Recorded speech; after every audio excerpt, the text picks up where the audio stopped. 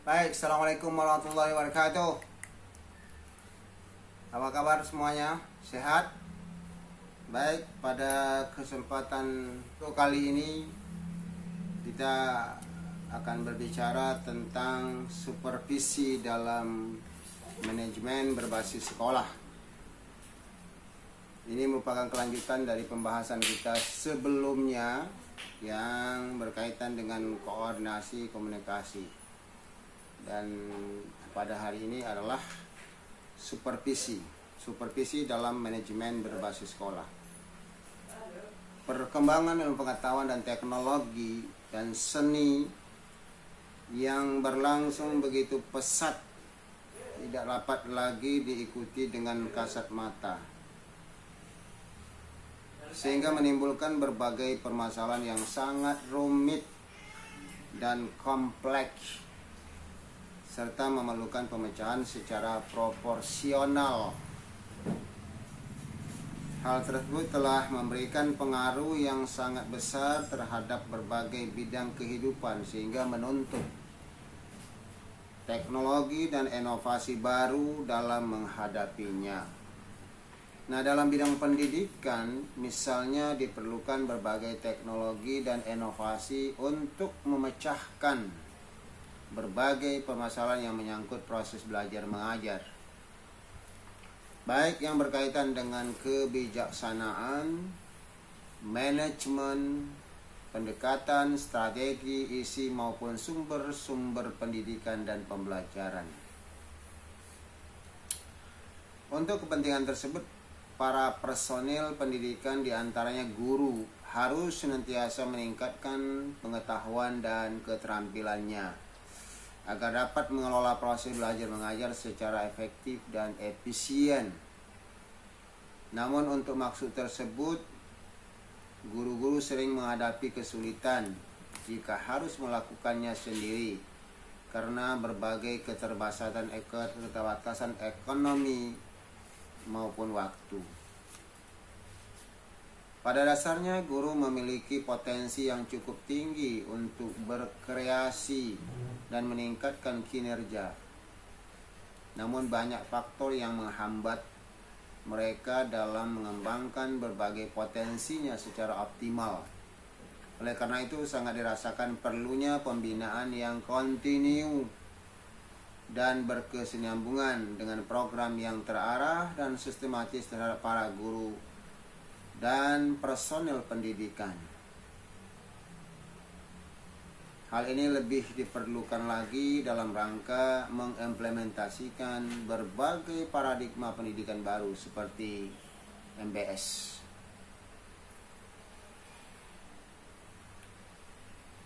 Nah, sekarang kita akan bicara tentang hakikat supervisi. Ya, satu, hakikat supervisi. Supervisi secara etimologi berasal dari kata dalam tanda kutip super dan dalam tanda kutip visi, yang mengandung arti melihat dan meninjau dari atas atau menilik dan menilai dari atas yang dilakukan oleh pihak atasan terhadap aktivitas, kreativitas, dan kinerja bawahan. Terdapat beberapa istilah yang hampir sama dengan supervisi, bahkan dalam pelaksananya istilah-istilah tersebut sering digunakan secara bergantian. Istilah-istilah tersebut antara lain pengawasan, pemeriksaan, dan inspeksi. Pengawasan mengandung arti suatu kegiatan untuk melakukan pengamatan agar pekerjaan dilakukan sesuai dengan ketentuan. Sedangkan pemeriksaan dimaksudkan untuk melihat bagaimana kegiatan yang dilaksanakan telah mencapai tujuan. Sementara inspeksi dimaksudkan untuk mengetahui kekurangan-kekurangan atau kesalahan-kesalahan yang perlu diperbaiki dalam satu pekerjaan. Nah, memahami deskripsi di atas Sebenarnya istilah tersebut identik dengan supervisi, sehingga wajar kalau dalam penggunaannya sering dipertukarkan. Nah, dalam kaitannya dengan MBS, supervisi lebih ditekankan pada pembinaan dan peningkatan kemampuan dan kinerja tenaga kependidikan di sekolah dalam melaksanakan tugas. Nah, untuk memperoleh pemahaman dan wawasan yang lebih luas tentang supervisi ini, berikut dikemukakan beberapa pengertian dari para ahli. Dalam Carter Good Dictionary, dalam memimpin guru-guru dan tenaga kependidikan lainnya untuk memperbaiki pengajaran, termasuk menstimulasi, menyeleksi pertumbuhan dan perkembangan jabatan guru-guru, menyeleksi dan merevisi tujuan-tujuan pendidikan, bahan pengajaran dan metode-metode mengajar serta evaluasi pengajaran. Pidarta mengutip pendapat John, mengungkapkan bahwa supervisi merupakan bagian yang tidak terpisahkan dari seluruh proses administrasi pendidikan yang ditujukan terutama untuk mengembangkan efektivitas kinerja personalia sekolah yang berhubungan dengan tugas-tugas utama pendidikan. Nah, dalam definisi ini, supervisi dipandang sebagai subsistem dari sistem administrasi sekolah. Sebagai subsistem, supervisi tidak terlepas dari sistem administrasi yang juga menyangkut non-guru. Namun titik berat dari supervisi tersebut adalah perbaikan dan pengembangan kinerja profesional yang menangani para peserta didik. Melalui perbaikan dan pengembangan kinerja mereka diharapkan usaha pembimbingan, pengajaran dan pelatihan peserta didik juga dapat berkembang, serta secara langsung dapat meningkatkan efektivitas proses belajar mengajar. Sutisna mendeskripsikan supervisi sebagai bantuan dalam pengembangan situasi belajar mengajar yang lebih baik. Dengan perkataan lain, supervisi adalah suatu kegiatan pembelajaran yang disediakan untuk membantu para guru dalam menjalankan pekerjaannya agar lebih baik. Peran supervisor adalah mendukung, membantu dan membagi, bukan menyuruh.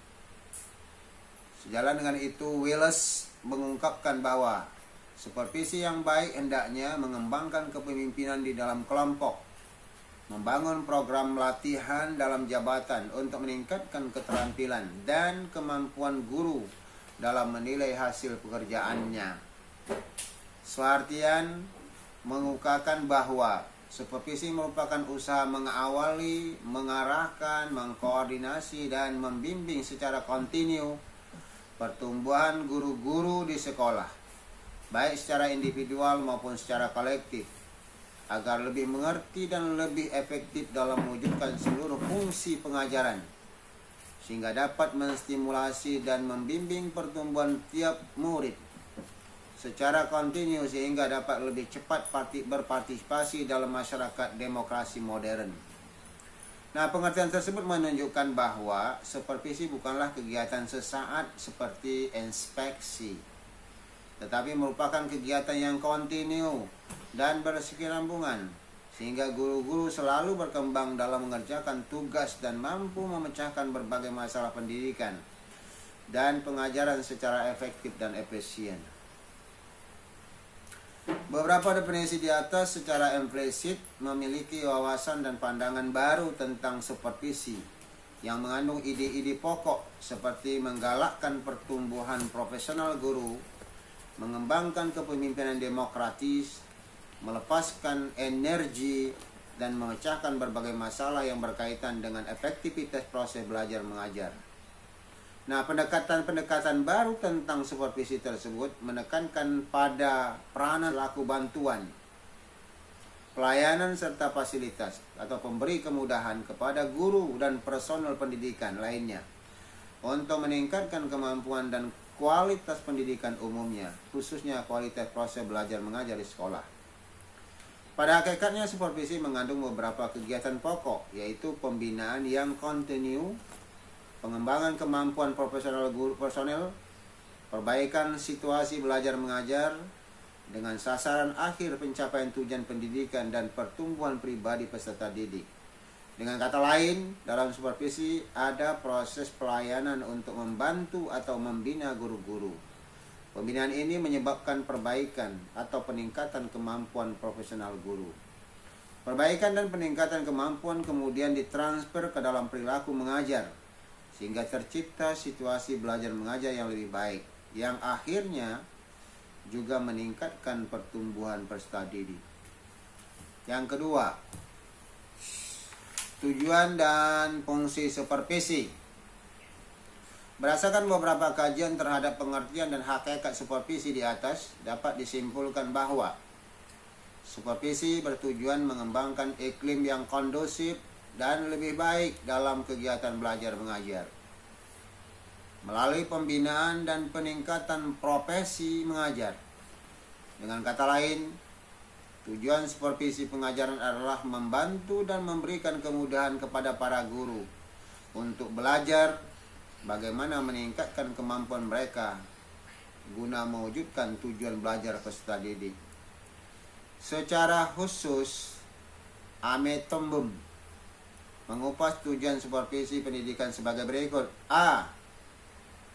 Membina kepala sekolah dan guru-guru untuk lebih memahami tujuan pendidikan yang sebenarnya dan peranan sekolah dalam merealisasikan tujuan tersebut.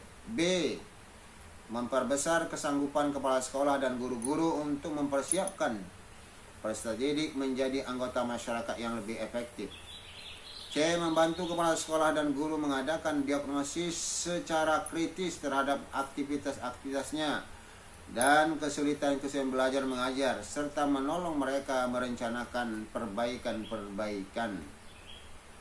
D. Meningkatkan kesadaran kepala sekolah dan guru-guru serta warga sekolah lain terhadap cara kerja yang demokratis dan komprehensif, serta memperbesar kesediaan untuk tolong-menolong. E. Memperbesar semangat guru-guru dan meningkatkan motivasi berprestasi untuk mengoptimalkan kinerja secara maksimal dan profesional dalam profesinya. F. Membantu kepala sekolah untuk mempopulerkan, mengembangkan program pendidikan di sekolah kepada masyarakat. G. Melindungi orang-orang yang disupervisi terhadap tuntutan-tuntutan yang tidak wajar dan kritik-kritik yang tidak sehat dari masyarakat. H. Membantu kepala sekolah dan guru dalam mengevaluasi aktivitasnya untuk mengembangkan aktivitas dan kreativitas peserta didik. I. Mengembangkan rasa kesatuan dan persatuan atau kegiatan kolegialitas di antara guru.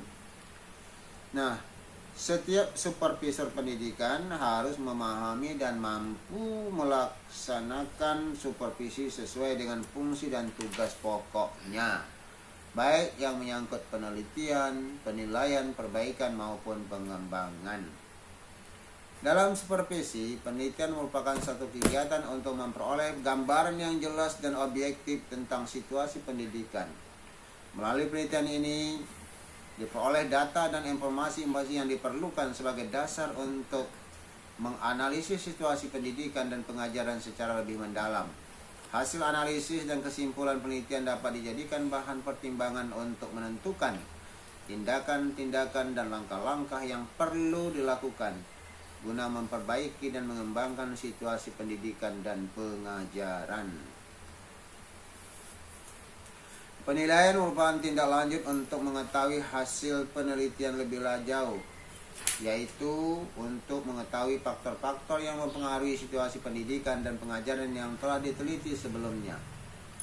Penilaian lebih dititik beratkan pada aspek-aspek positif yang dapat dikembangkan daripada aspek-aspek negatif atau kekurangan dan kelemahan dari orang yang disupervisi.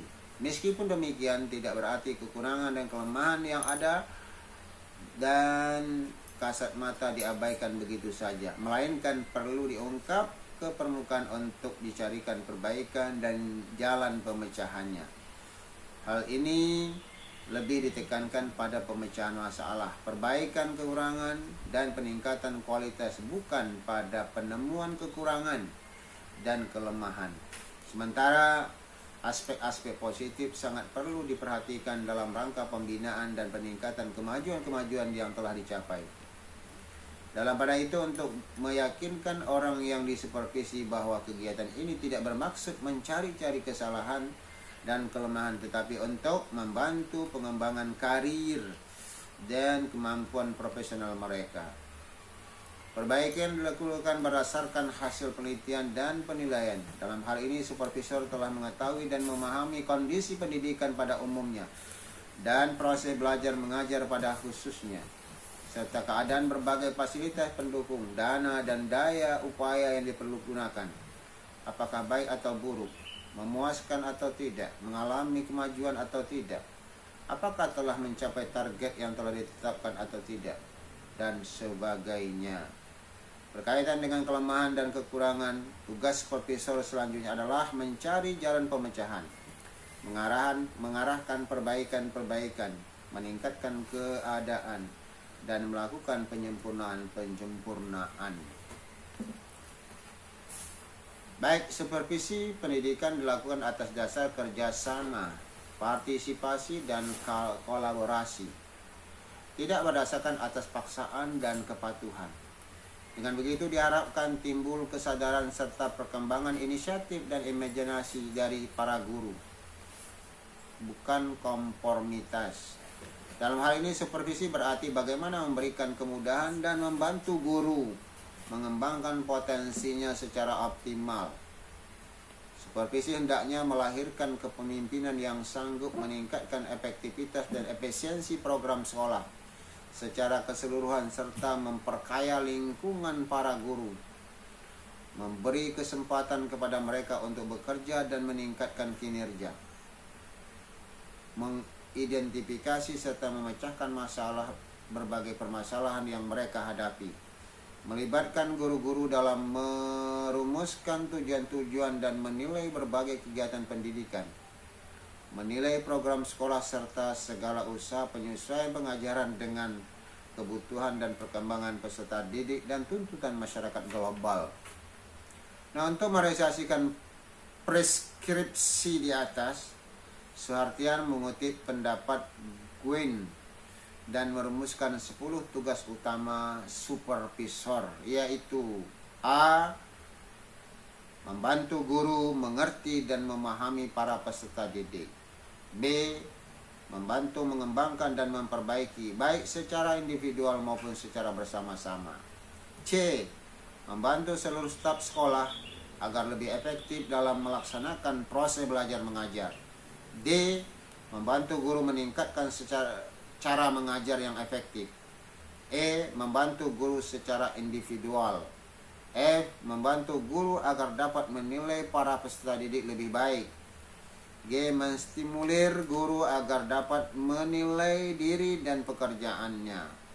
H. Membantu guru agar merasa bergairah dalam pekerjaannya dengan penuh rasa aman. I. Membantu guru dalam melaksanakan kurikulum di sekolah.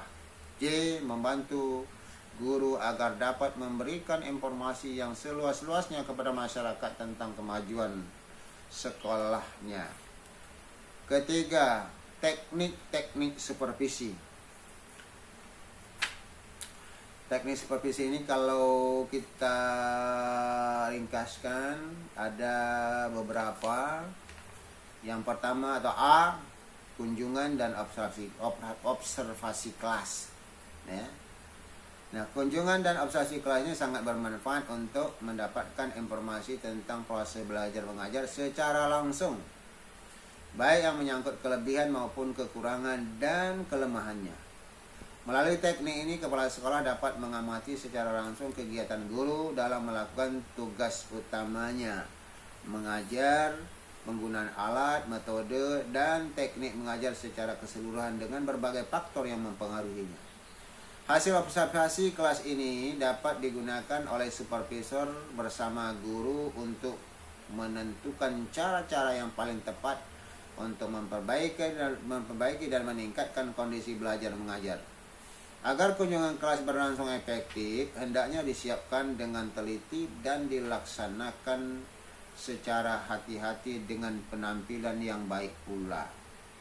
Nah, kunjungan dan observasi kelas dapat dilakukan dengan 3 pola. Kunjungan kelas dan observasi tanpa memberitahu guru yang akan dikunjungi. Kunjungan dan observasi dengan terlebih dahulu memberitahu, serta kunjungan atas undangan guru.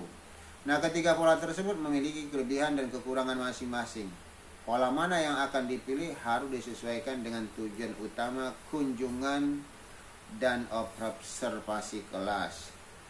Sering timbul persoalan berkaitan dengan pola kunjungan dan observasi kelas, terutama pola yang bukan atas dasar undangan guru. Apakah kunjungan tersebut perlu diberitahukan terlebih dahulu atau tidak kepada guru yang akan dikunjungi dan diobservasi? Nah, kunjungan tanpa pemberitahuan sebelumnya akan menemukan keadaan-keadaan yang sebenarnya atau apa adanya dalam situasi belajar mengajar. Tetapi cara ini seringkali dinilai kurang baik oleh guru. Sebaliknya, kunjungan dengan memberitahukan terlebih dahulu ada kemungkinan keadaan kelas tidak mencerminkan apa adanya atau seperti yang biasa dilakukan karena sudah dikondisikan. Tetapi cara ini dapat menciptakan hubungan yang lebih baik antara supervisor dan guru. Hal tersebut akan lebih terasa lagi dalam kunjungan kelas atas undangan guru. Nah, sehubungan dengan itu, kunjungan kelas dengan atau tanpa pemberitahuan sebaiknya supervisor jangan hanya mengambil kesimpulan sepintas atas dasar satu kali kunjungan saja. Untuk mendapatkan gambaran yang lengkap dan akurat mengenai situasi kelas, mungkin diperlukan beberapa kali kunjungan atau dilengkapi dengan teknik-teknik yang lain. B. Pembicaraan individual. Kunjungan dan operasi kelas pada umumnya dilengkapi dengan pembicaraan individual antara kepala sekolah dan guru. Pembicaraan individual dapat pula dilakukan tanpa harus melakukan kunjungan kelas terlebih dahulu. Jika kepala sekolah merasa bahwa guru memerlukan bantuan atau guru itu sendiri yang merasa perlu bantuan. Nah, pembicaraan individual merupakan salah satu alat supervisi penting karena dalam kesempatan tersebut supervisor dapat bekerja secara individual dengan guru dalam memecahkan masalah pribadi yang berhubungan dengan proses belajar mengajar. C. Diskusi kelompok. Diskusi kelompok atau pertemuan kelompok adalah suatu kegiatan mengumpulkan sekelompok orang dalam situasi tatap muka dan interaksi lisan untuk bertukar informasi atau berusaha mencapai suatu keputusan tentang masalah-masalah bersama. Nah, kegiatan diskusi ini dapat mengambil beberapa bentuk pertemuan seperti panel, seminar, lokakarya, konferensi, kelompok studi, kelompok komisi, dan kegiatan lain yang bertujuan bersama-sama membicarakan dan menilai masalah-masalah tentang pendidikan dan pengajaran. Nah, kegiatan diskusi kelompok di sekolah dapat dikembangkan melalui rapat sekolah untuk membahas bersama-sama masalah pendidikan dan pengajaran di sekolah itu. Nah, kegiatan seperti ini oleh Moran disebut sebagai School Based Development Program, yaitu the king of teacher development activities that are run on the school premise for the sole benefit of teacher of that school. Pertemuan-pertemuan semacam ini penting dalam supervisi modern agar guru dapat menikmati berbagai suasana pertemuan kelompok dengan tenang dan menyenangkan. D. Demonstrasi mengajar. Demonstrasi mengajar ialah proses belajar mengajar yang dilakukan oleh seorang guru yang memiliki kemampuan dalam hal mengajar, sehingga guru lain dapat mengambil hikmah dan manfaatnya. Demonstrasi mengajar bertujuan untuk memberi contoh bagaimana cara melaksanakan proses belajar mengajar yang baik dalam menyajikan materi, menggunakan pendekatan, metode, media pembelajaran. Demonstrasi mengajar merupakan teknik supervisi yang besar manfaatnya bagi guru-guru. Perlu dipahami oleh supervisor bahwa tidak ada cara mengajar yang paling baik untuk setiap tujuan. Oleh karena itu, supervisor perlu menjelaskan kesempatan demonstrasi mengajar tersebut, sehingga salah satu alternatif penampilan dengan maksud tertentu. Guru-guru hendaknya mendapat kesempatan untuk menganalisis penampilan mengajar yang diamatinya itu. Terakhir, perpustakaan profesional. Ciri profesional seorang guru antara lain tercermin dalam kemauan dan kemampuannya untuk belajar secara terus dalam rangka meningkatkan dan memperbaiki tugas utamanya, yaitu mengajar guru, mengajar. Guru hendaknya merupakan kelompok reading people. Dan menjadi bagian dari masyarakat belajar yang menjadikan belajar sebagai kebutuhan hidupnya. Nah, untuk kepentingan tersebut diperlukan berbagai sumber belajar yang dapat memenuhi kebutuhan guru, terutama dalam kaitannya dengan sumber-sumber belajar berupa buku. Dikatakan demikian karena buku merupakan gudang ilmu dan sebagai salah satu sumber pengetahuan yang utama. Nah, sehubungan dengan itu diperlukan sejumlah buku perpustakaan sesuai dengan bidang ilmu atau bidang kajian setiap guru. Dalam hal ini, kehadiran perpustakaan di sekolah sangat dirasakan manfaatnya dan sangat penting bagi peningkatan dan pertumbuhan jabatan guru. Nah, di samping teknik-teknik supervisi yang telah diuraikan di atas, masih banyak teknik-teknik lain seperti program orientasi, baka karya, bulletin supervisi, penelitian, tindakan kelas atau action research, pengembangan kurikulum, rapat guru, bahkan penilaian diri sendiri berkaitan dengan pelaksanaan tugas oleh guru. Nah, pada hakikatnya tidak ada satupun teknik tunggal yang bisa memenuhi segala kebutuhan.